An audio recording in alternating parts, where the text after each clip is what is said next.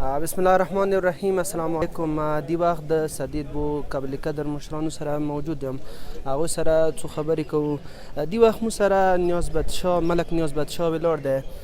ملک صاحب دا راته وایه څه شیعه یې څه سني زما ورور دی، سني یې څه شیعه زما ورور دی.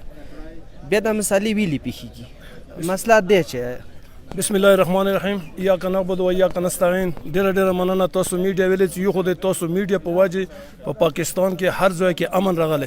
چونکې دا میډیا نه وای که نه کیدای شي چې پاکستان اوس پورې نقشه بدله شوې وای، خو تاسو د اواز ورسو دي. ډیره مننه.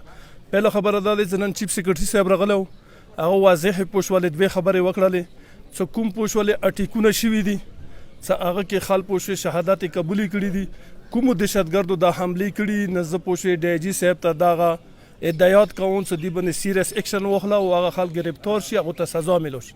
دویمه خبره دا وکړه چې تاسو په قومي ایجنسي کې مین غټه مسله دا د پوښې چې په شملاتو په ځمکو باندې لانجه د پوښولې نه هغه کې پوښولې مو چیف سیکرټري آرډر پاس کړلو.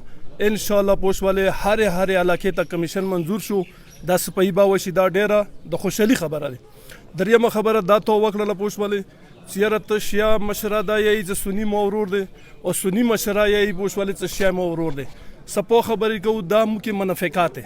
سپو خبرې کوو پوښولې ویلې چې موږ په زړه نه یو په خولې دی یو په کار دا دی چې که داسې حقیقت وي نه هر سړی د په خپل علاقې کې په خپل کلي کې په کوم ځای کې څه واقعه وشي د هغې علاقې د مشر پوڅي هغه د ټارګېټ کې چې دا دهشتګرد و دغه دا کار کړی دی پوښ. خو نن ورځې پرې نه په اهل سنت کې چا ویلو نه چا په اهل تشیع کې ویلو پوښولې چې یاره دا دهشتګرد دی او دا د پوښي دې ته د سزا میلو شي. خو عام د مو ټول مشران انده اعلان کوو پوښولې چې دهشتګردو ته سزا میلو شي، بلکې دغه ذمه‌وار د حراست دی. ویلې چې د حکومت مقصد دا دی پوښولې چې هغه دهشتګردي ختم کړي. باقي مو مشران یو د حقیقت چې مو امن کې ډېر زیات کوشش وکړو، ډېر خیر مو وغوښتو. که هغه د پیوړ ګیدو مو میلاوه، که هغه د بېشارو مو میلاوه، که هغه کوم ځای کې مسله راغلي د شپې 12 بجې مو مشران لاړ یو پوښولې نه هغه ځای کې مو ډېر زیات کوشش کړی د خیر د امن. خو څو پورې حکومت سیریس اکشن ونخلي سزا شروع نشي اوره پورې کورمې کې هېڅ قسم امن نه رسي. ډېره مننه. الله د خوشحال ساته، الله د باد لره.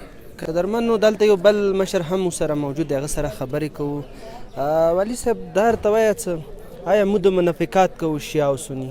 سني یې چې مو ورور شیعه د شیعه یې چې مو ورور سني دی. وړه غونډه کې لانجه نه وي، بیا روډ تیاره وځو، درنیا کوو، احتجاجونه یې کوو او د کومې لینډ کوم ډسپیوټ دی د زمینې کوم تنازعات دی دا ویلې نه حل کېږي. د دې وجه څه دی او ریاست کومه ذمهداري دغه حوالې سره به څه وایي؟ بسم الله الرحمن الرحیم. توډې خو کوېشن وکړو لکه نن چیف سیکرټري صاحب راغلو ګورنر کاټیج کې جرګه وشوله او چیف سیکرټري په دا دوو خبرو باندې زور ور کړلو چې یاره کمیشن او تاسو کومه د ځمکو مسالې دي دا سره حل کوئ. خو بالکل دي کې خلک اخلاص نه لري ځکه چې دې ته د فرقواریات رنګونه میلویږي. که کام کشرې په سوشل میډیا باندې کوي هم داسې کوي خو خیر دی.